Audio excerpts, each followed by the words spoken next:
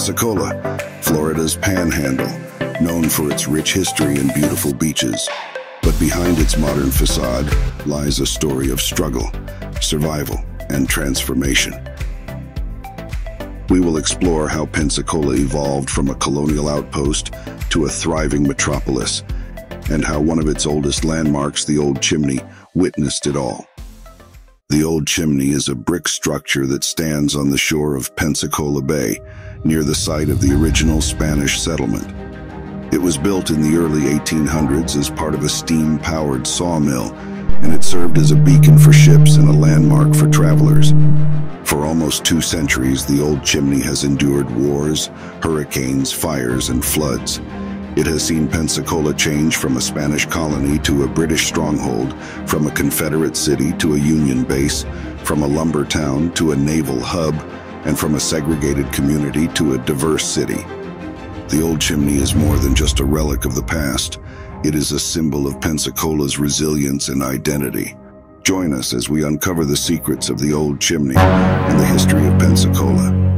The Abercrombie Plantation was a significant landmark in the early history of Pensacola, Florida. The plantation was established by Emmanuel Bonifay in 1813 as part of a land grant from the Spanish government. Over the next several decades, the plantation grew to become one of the largest and most successful farms in the region, with a thriving community of workers and residents. One of the key industries on the plantation was the production of brick and lumber. The fertile soil and abundant timber resources in the area made it an ideal location for these industries, and the plantation quickly became a major supplier of building materials for the growing town of Pensacola. The Abercrombie Plantation was also involved in the slave trade and relied heavily on the labor of enslaved individuals to operate its brick and lumber businesses. The conditions for these individuals were often brutal and inhumane, and their labor was a significant factor in the plantation's success. Despite its troubling history, the Abercrombie Plantation played an important role in the development of Pensacola and the surrounding region. Initial work in brick and lumber production took place in 1835, when Colonel William Chase was providing a market for such products in the building of the protective forts.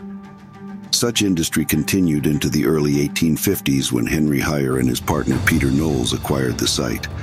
The complex was located on the banks of Bayou Texar, a natural waterway that connected Pensacola Bay with Escambia Bay, presently known as Scenic Highway.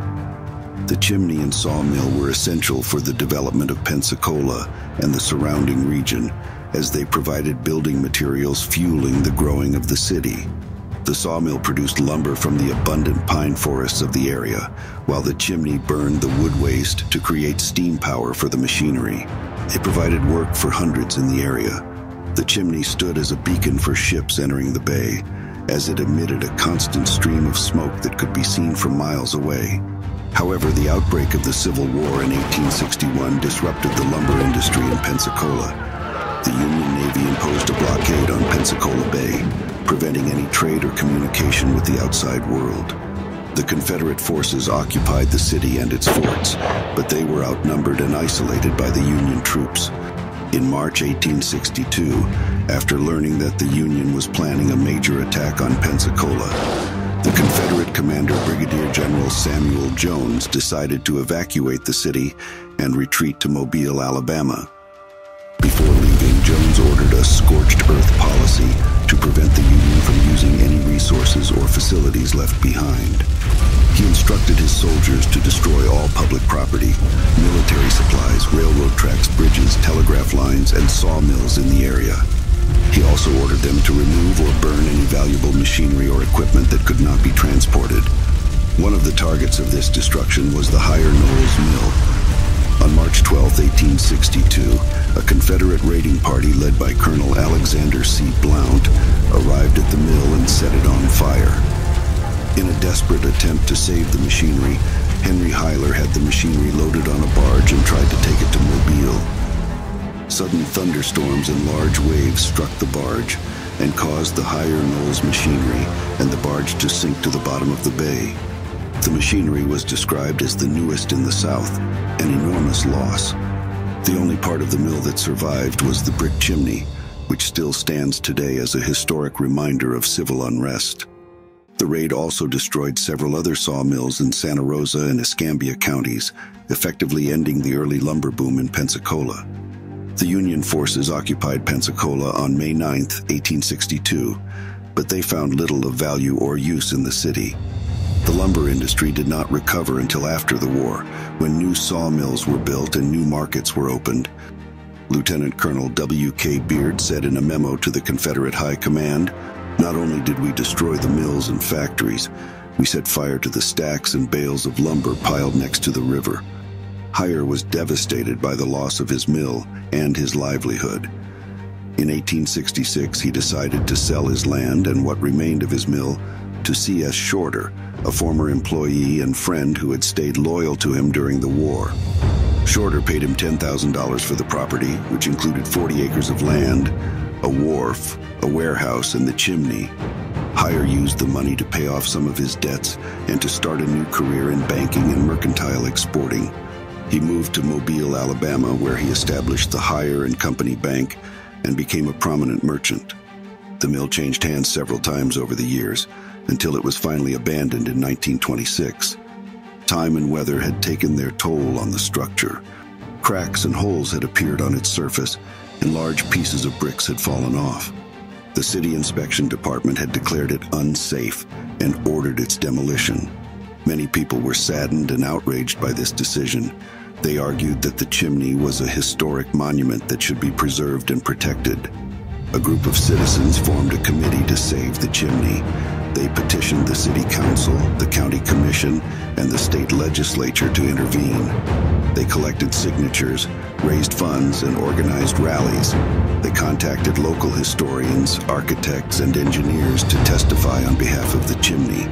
They appealed to the public's sense of nostalgia and civic duty.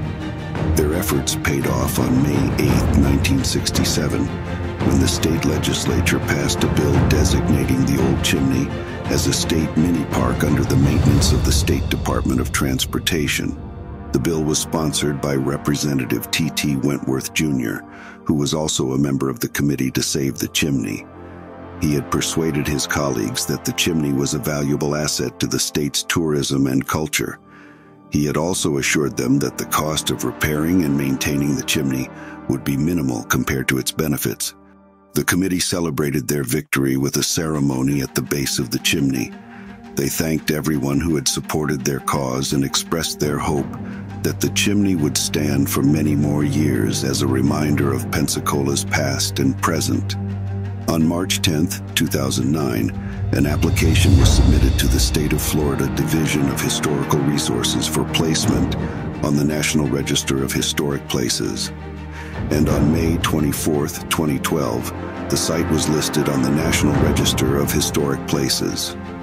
In present day, the chimney still stands as a reminder of the past and the resilience of the people who lived during this era. It is a symbol of the cultural and industrial heritage of Pensacola and a source of pride for its residents. If there is a historic landmarker you would like to see in future videos, please leave a comment below.